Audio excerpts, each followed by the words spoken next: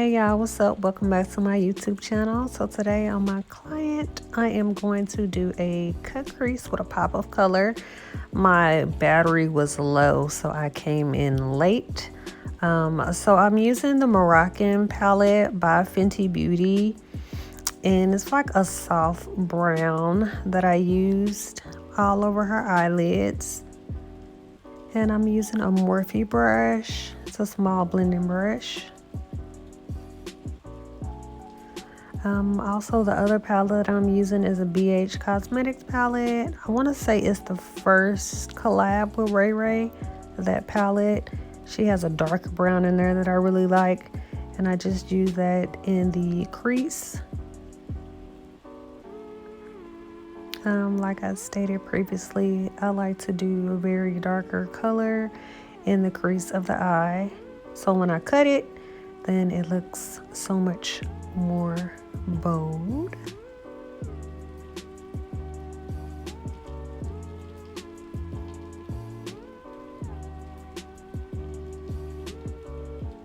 You guys let me know if you like the voiceovers better or if you want me to talk during it. I guess it's kind of harder when I'm talking while I'm with a client, because a lot of the times people like to talk, and it's probably easier for me to do voiceovers.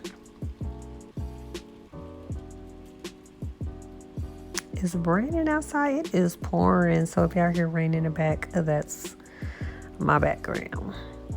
But to cut the crease, I just used a flat brush, and I use MAC. It's a MAC concealer. I can't remember the number right off the top of my head, but I'll be able to put that in the description down below. I didn't really care for the brush I was using, so I kind of stopped midway and changed brushes. And I sped it up so I wouldn't bore you guys. But I took the same blending brush and used the excess color to start smoking out the edges of that crease.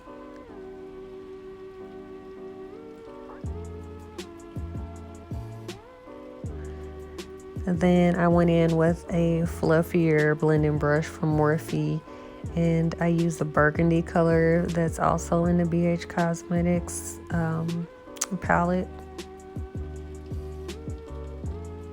giving it like an autumn feel, two-tone.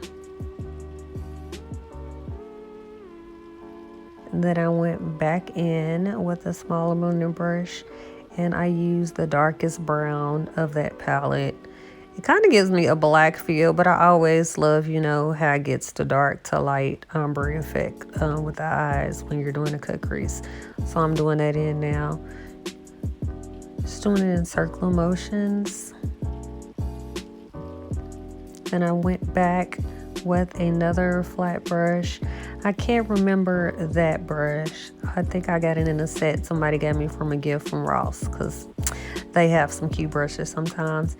And I used a gold in the Moroccan palette, and I started packing that all over the area that I cut the crease in. Cut the crease.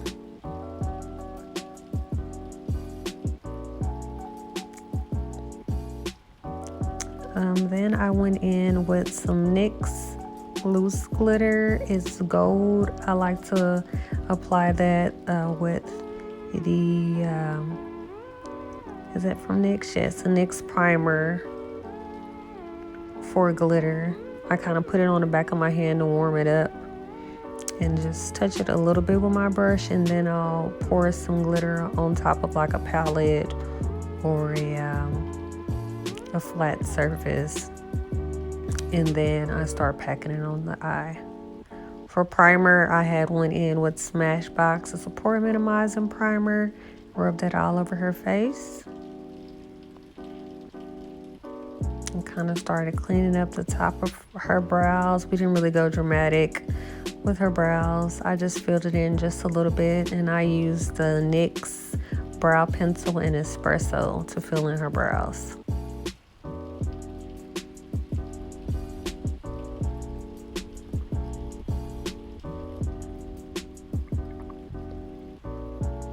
For foundations, I mixed her foundations. I used the Graftobian palette And I used Can't Stop, Won't Stop foundation. I'll also list that at the bottom in the description box.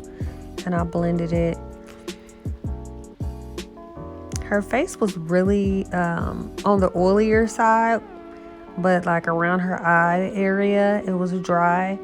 So the foundations that I mixed, like, you know, the Can't Stop, Won't Stop kind of dries down matte. And the graftobian palette is really, really like give you that oily feel to where you don't need much in it. The coverage spreads fine. So I thought that was good, even that out. Then I took a foundation brush and started blending it out all over her face. It's a Real Technique brush that I get from Ulta. Really love those brushes. And I kind of sped it up so you guys won't bore so easily with me talking.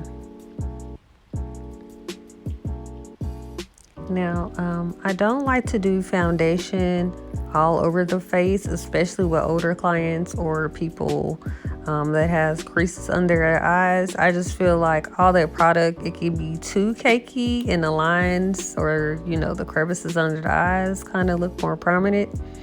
So I always leave the under eyes blank. I always leave the under eyes like untouched.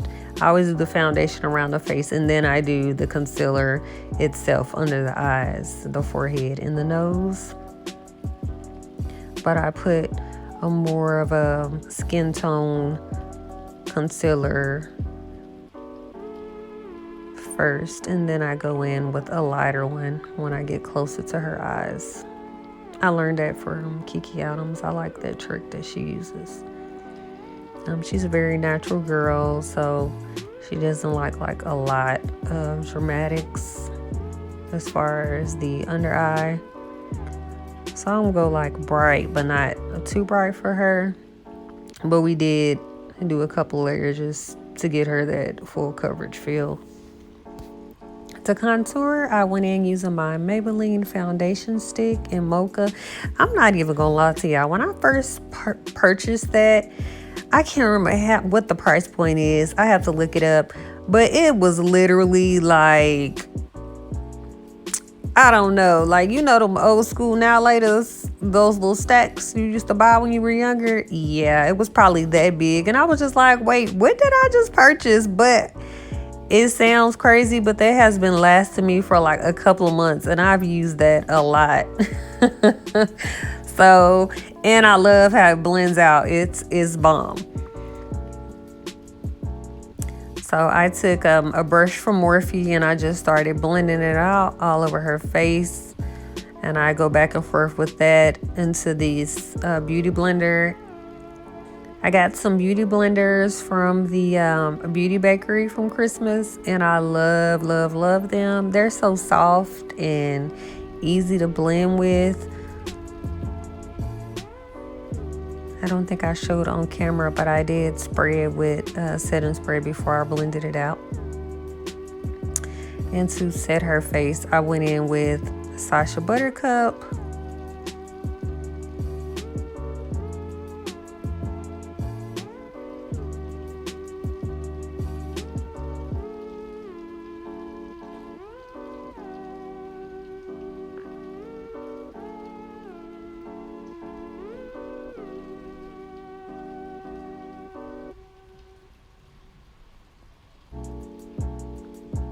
Then I had forgot when we started, she wanted a pop of color. Usually when I work with loose pigments, I try to do the pigment first because I know it's like a whole bunch of fallout, and then I do the face, but I forgot. So I was thinking, okay, well, I still have you baking. I should be able to wipe it away, but sis, that product was not kind to me when it came to wiping it off. I had a hard time getting the pink pigment from under her eyes, like her left eye. But if you do it ahead of time, or if you have this product by NYX, it's milk. I normally use that, and then I layer the color on top of it to get it to pop more and to stick. But I could not find that darn product to save my life. So anyway, I went in and I did her, set her contour with the contourisation or contourization. I don't know how it's pronounced, girl. By the Crayon case. And I use that same palette by Raye for her blush. Set it with Urban Decay All Nighter setting spray, and I went back in with that foundation brush and I just started pressing the setting powder into her skin.